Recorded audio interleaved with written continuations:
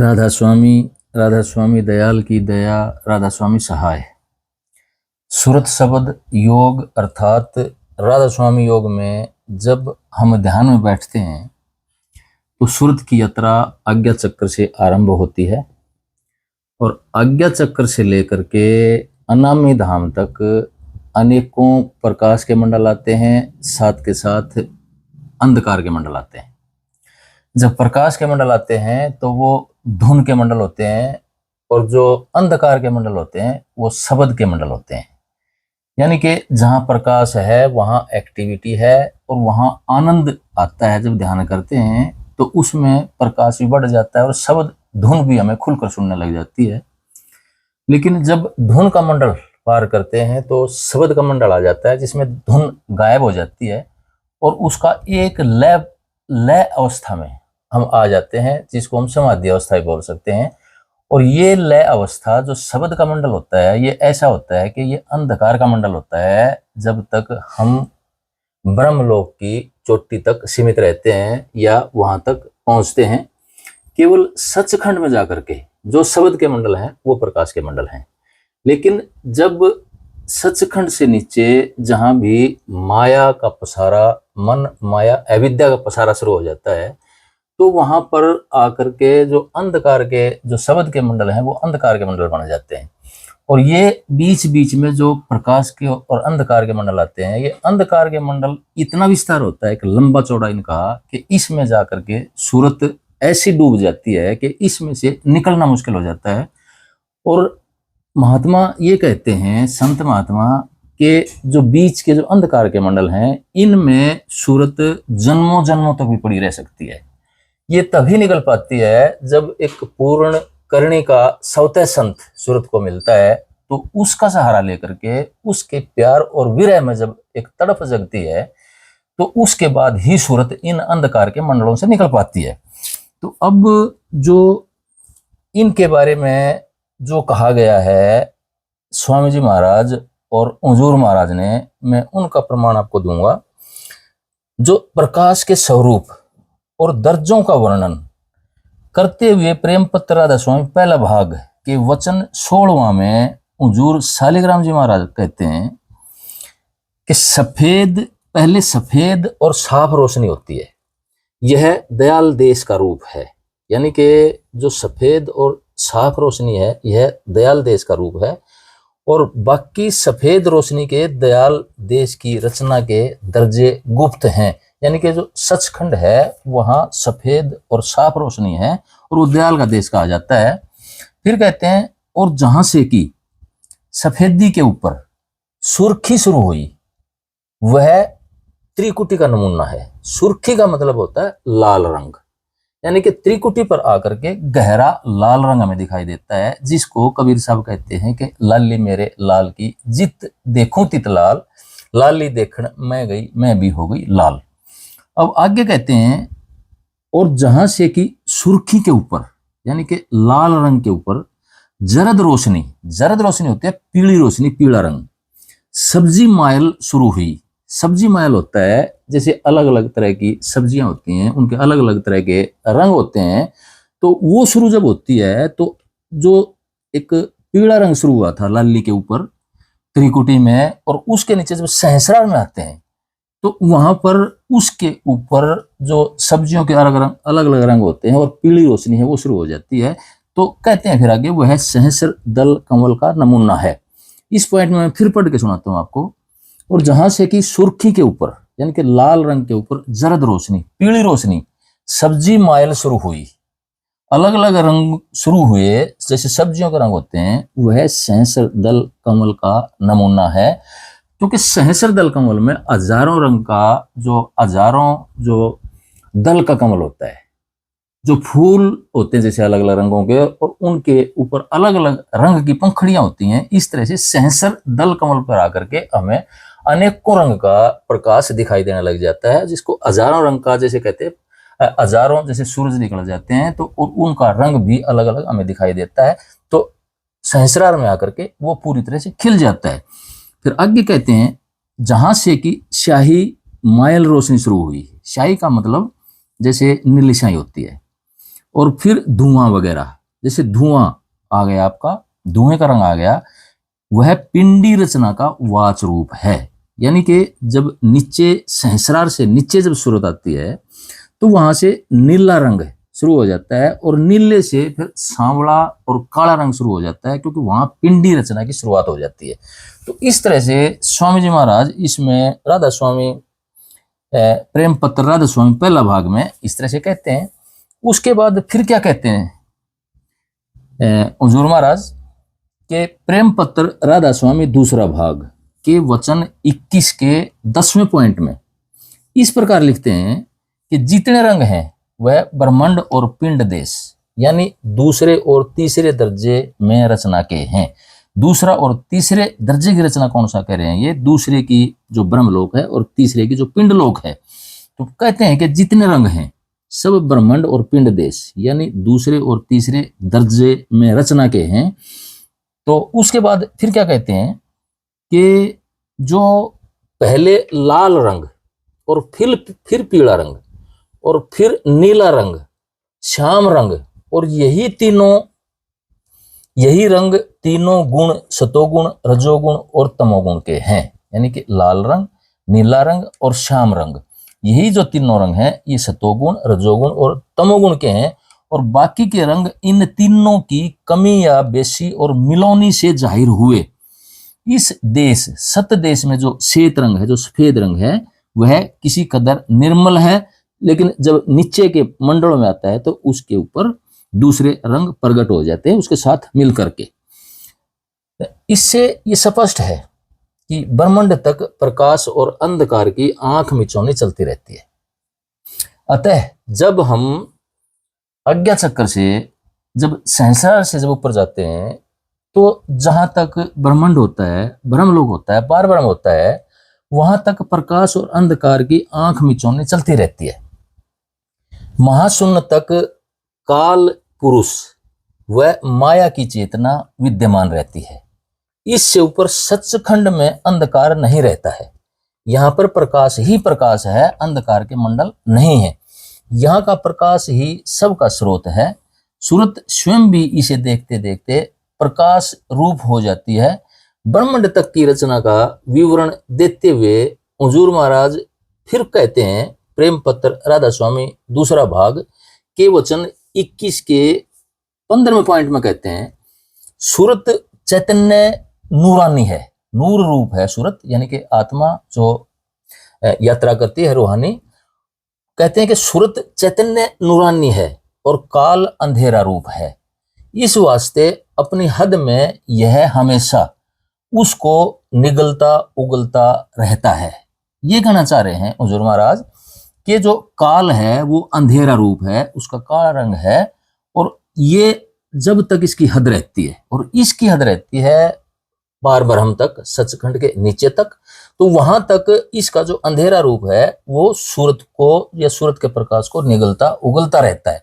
तो इनमें ये क्लियर लिखा हुआ है कि जब चेतना यानी कि जब सूरत रूहानी यात्रा पर निकलती है, मंजिल दर मंजिल जब आगे बढ़ती चली जाती है, तो उसके रास्ते में जो सूरत के मंडल में प्रकाश के मंडल आते हैं और जो शब्द के मंडल हैं वो लय अवस्था के मंडल आते हैं। वहां पर अंधकार होता है, वहां समाधि अवस्था होती है, और उन लय के मंडलों में जाकर के सूरत शांत हो जाती है, संतुष्ट हो जाती है कि हाँ मुझे सब कुछ प्राप्त हो गया है। तो ये अंधकार के मंडल, शब्द के मंडल किस तरह से हैं, मैं उदाहरण देकर समझाना चाहूंगा आपको। कि जैसे हम सोते हैं तो पहले सौपन अवस्था आती है, फिर सुषुप्ति अवस्था आती है।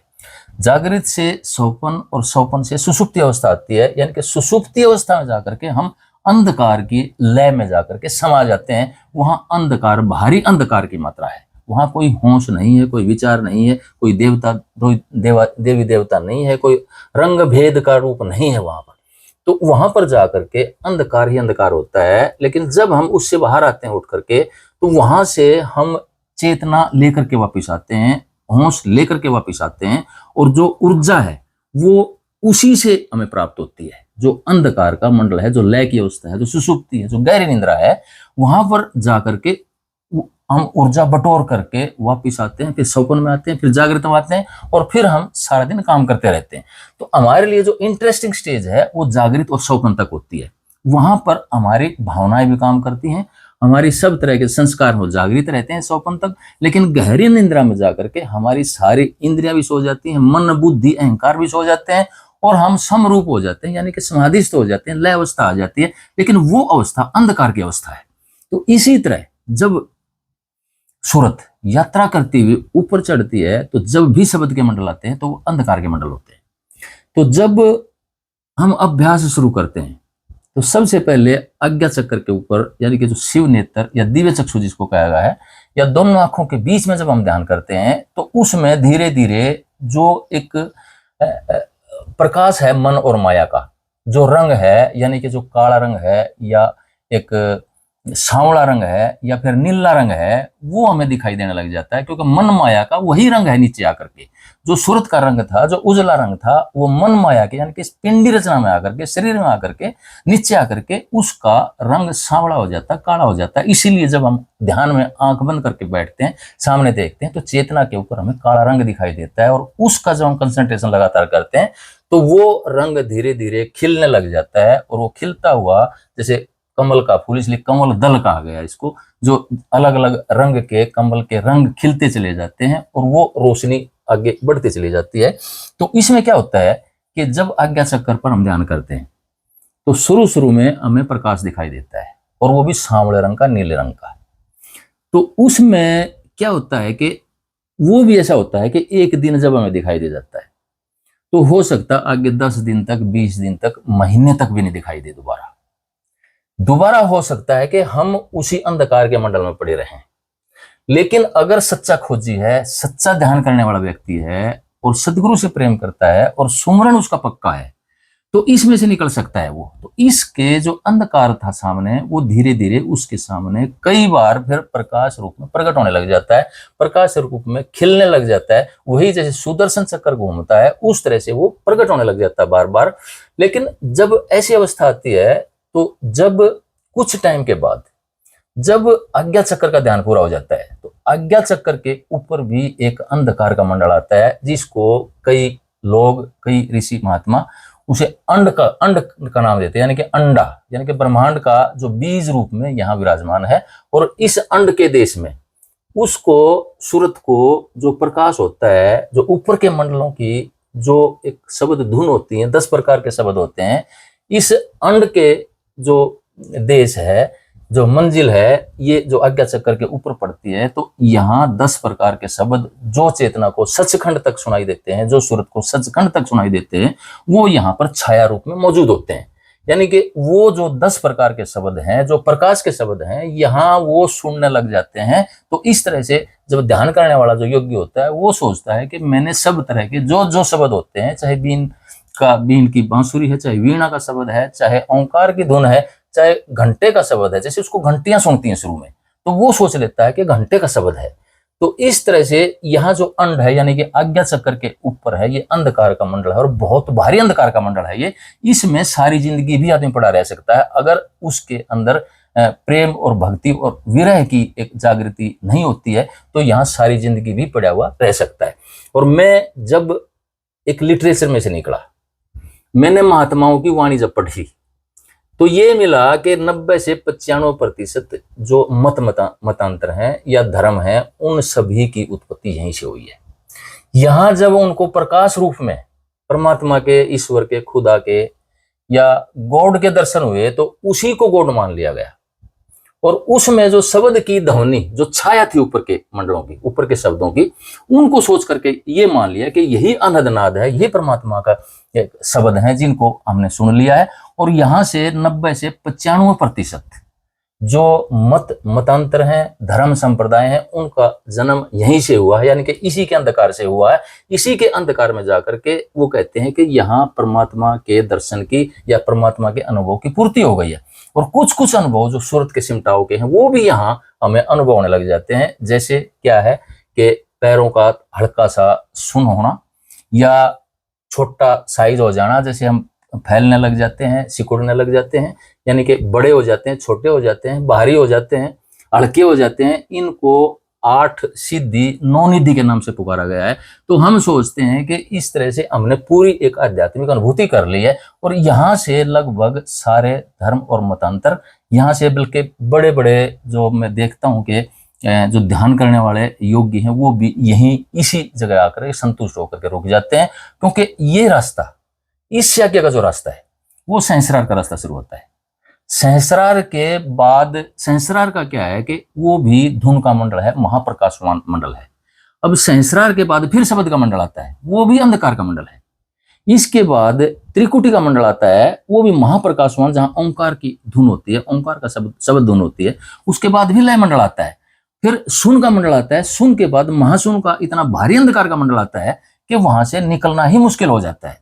इसके बाद जो एक सचखंड की जैसे शुरुआत होती है, तो सचखंड से नीचे तक जो प्रकाश के मंडल आते हैं, धुन के मंडल होते हैं, और जो शब्द के मंडल आते हैं वो अंधकार के मंडल होते हैं। और इन्हीं अंधकार के मंडलों में जाकर के सूरत कई बार समा जाती है, रुक जाती है। और इनमें श्री अरविंद बड़ा अच्छा वर्णन करते हैं यहाँ पर कि जब वो 5 अवस्थाओं का वर्णन करते हैं, उस सावित्री की शक्ति का, परमात्मा की शक्ति का, तो वो कहते हैं कि जब भी ऐसी समाधिस्थ अवस्था में सूरत जाती है, आत्मा जाती है, तो वो एक अच्छा अनुभव लेकर के जब केंद्र में जाती है, तो वहां की शक्ति उसको कहती है कि सावित्री, तुझे सत्यवान मिल गया है, यही तेरी सबसे बड़ी प्राप्ति है, तू यहां से संतुष्ट होकर यहीं रुक जा और यहीं का जो आनंद है, जो सच्ची आनंद, सच्चिदानंद का आनंद है, उसको पूरी तरह से भोग और यहीं रुक जा, तुझे ऊपर जाने की जरूरत नहीं है। इस तरह से श्री अरविंद कहते हैं कि जो सत्पुरुष है अलग अलग तरह के उसको लालच देता है कि ऊपर मत जा, तू तेरी पूरी यहाँ प्राप्ति हो गई है अध्यात्म की, और तुझे पूरी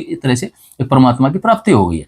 लेकिन जो सावित्री है वो कहती है कि नहीं, मेरा मकसद यहाँ पूरा नहीं होता है, ये मेरा अधूरा रास्ता है। तो फिर वो ऊपर के मंडलों की यात्रा करती हुई इस तरह से वो आह्लादिनी शक्ति में जाकर के समा जाती है, जिसको हम कहते हैं कि आदि शब्द में जाकर के आदि सूरत समा जाती है, अनामिधा में जाकर के।